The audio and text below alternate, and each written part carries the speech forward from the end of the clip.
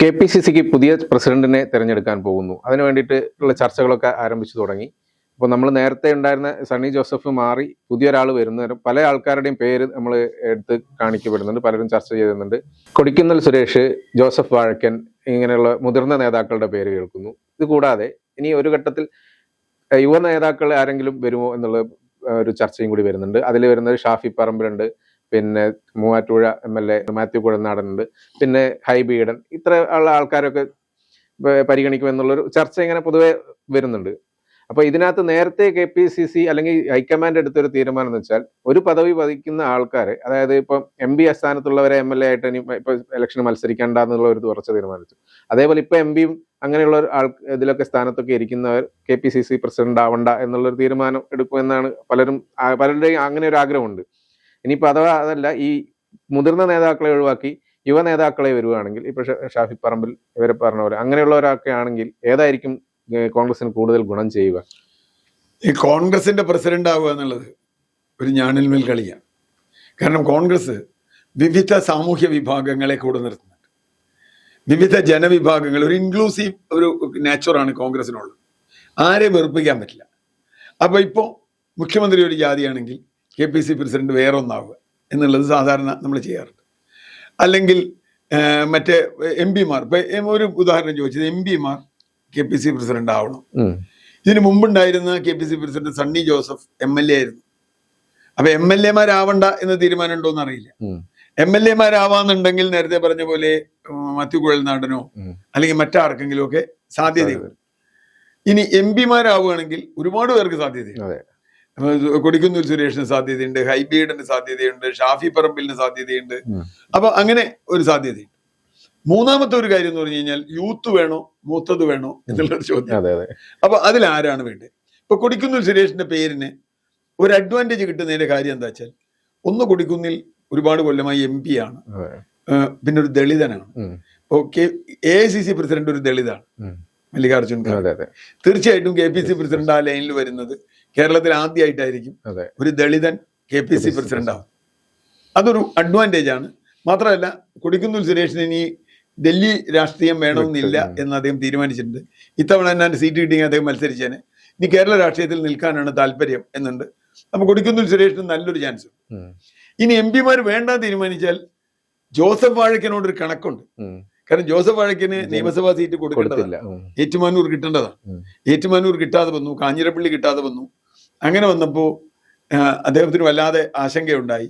സതീശൻ തന്നെ പറഞ്ഞു, രമേശ് ചെന്നിത്തല പറഞ്ഞു അദ്ദേഹത്തിനെ നിർത്തണം, അദ്ദേഹത്തിന് നല്ലൊരു പദവി കൊടുക്കണം എന്ന് പറഞ്ഞിട്ടുണ്ട്. അങ്ങനെയാണെങ്കിൽ തീർച്ചയായും ജോസഫ് വാഴക്കൻ, മാത്രമല്ല സാമുദായികമായും ജോസഫ് വാഴക്കന് ചില അഡ്വാൻറ്റേജ് ഉണ്ട്. സണ്ണി ജോസഫ് പോകുന്നിടത്തേക്ക് ജോസഫ് വാഴക്കൻ വരുന്നു എന്നുള്ളത് വേറെ തരത്തിലുള്ള ഒരു ബാലൻസിങ് അക്കാര്യത്തിലുണ്ടാവും. ഇനി ഇപ്പൊ ഈ പറഞ്ഞതുപോലെ യൂത്തിലേക്ക് പോവാണ്. കോൺഗ്രസിന് പല സ്ഥലങ്ങളിലും അത് ചെയ്തിട്ടുണ്ട്.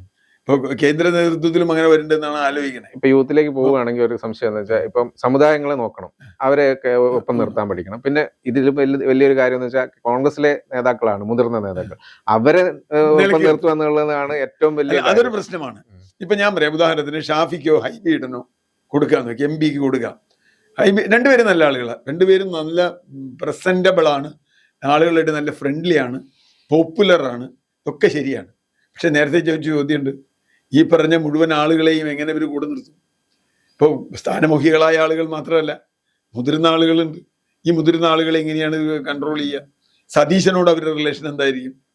KPCC പ്രസിഡന്റ് മുഖ്യമന്ത്രിയും തമ്മിലുള്ള ബന്ധം എന്തായിരിക്കും? അപ്പൊ മുഖ്യമന്ത്രിക്ക് ഇതിൽ എന്തെങ്കിലും ചോയ്സ് ഉണ്ടോ? അങ്ങനെയും വരാലോ. മുഖ്യമന്ത്രിക്ക് ഇതിൽ ചോയ്സ് ഉണ്ടോ? അതോ മുഖ്യമന്ത്രിയെ നിയന്ത്രിക്കുന്ന ഒരു KPCC പ്രസിഡന്റ്, CPM-ന്റെ പോലെ പാർട്ടി സെക്രട്ടറിക്ക് മറ്റേ മുഖ്യമന്ത്രിയുടെ മീതെ അവകാശമുള്ള ഒരു സെക്രട്ടറി വേണോ? അതും വേണമെങ്കിൽ ആലോചിക്കാം. പക്ഷെ എനിക്ക് തോന്നുന്നത് ഇന്നത്തെ നിലയ്ക്ക് അത്ര ഒരു റിസ്കിലേക്ക് കോൺഗ്രസ് പോകാൻ സാധ്യതയില്ല. യൂത്ത് എന്നുള്ള നിലയ്ക്ക് മാത്രം ഒരു റിസ്കിലേക്ക് കോൺഗ്രസ് പോകാൻ സാധ്യതയില്ല. മാത്രമല്ല, യൂത്ത് കോൺഗ്രസിന്റെ സെക്രട്ടറി പ്രസിഡന്റിനെ ഇല്ല, അതും ഉണ്ടാക്കിയെടുക്കുന്നത്. അങ്ങനെ വരുമ്പോൾ ഏത് നിലയ്ക്കാണ് അത് അവർക്ക് ചെയ്യേണ്ടി വരിക എന്നുള്ളത് ഈ ബാലൻസിങ് വരും. എന്നാൽ രാഹുൽ ഗാന്ധി സ്ഥലത്തില്ല, വിദേശയാത്രയിലാണ്. രാഹുൽ ഗാന്ധി എത്തിയാൽ തീരുമാനിക്കുമെന്നാണ് പറയുന്നത്. എന്തായാലും അടിയന്തരമായി അത് വേണ്ടതാണ് കേരളത്തിൽ. കാരണം ചരിത്രത്തിൽ ഇല്ലാത്ത വിധം എണ്ണം MLA-മാരുമായി കോൺഗ്രസ് ഭരണത്തിൽ എത്തിയിരിക്കുന്നു. കോൺഗ്രസിന്റെ ചരിത്രത്തിൽ കേരളത്തിൽ 61 MLA-മാരാണ് ഇതിന് മാക്സിമം ഉണ്ടായിരുന്നത്. ഇപ്പൊ 62 പേരുണ്ട്.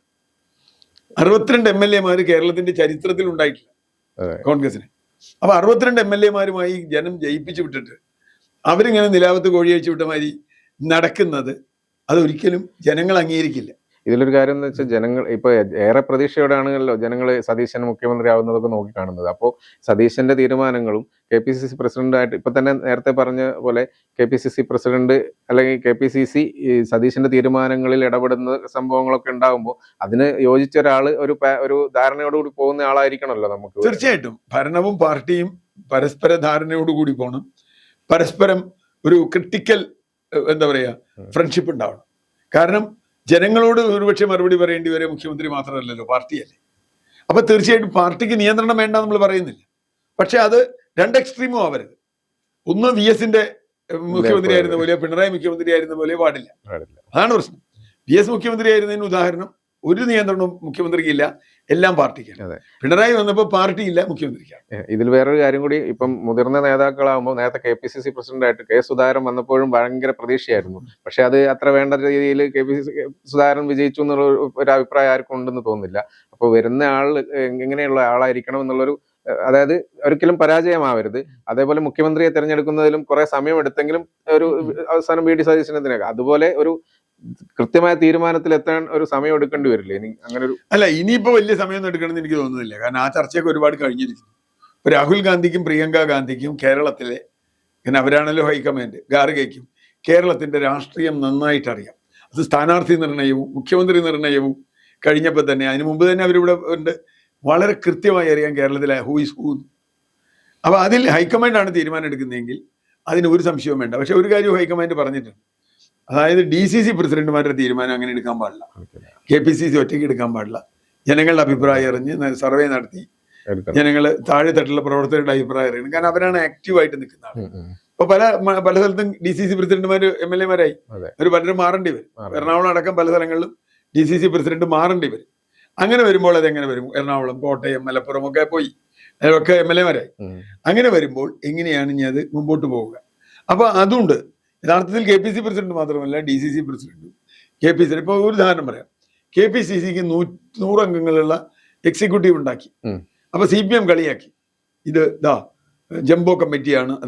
CPM-ന് 100-ന്റെ അടുത്ത് 90-ന്റെ അടുത്ത് സ്റ്റേറ്റ് കമ്മിറ്റി ഉണ്ട്, അതവിടെ നിൽക്കട്ടെ.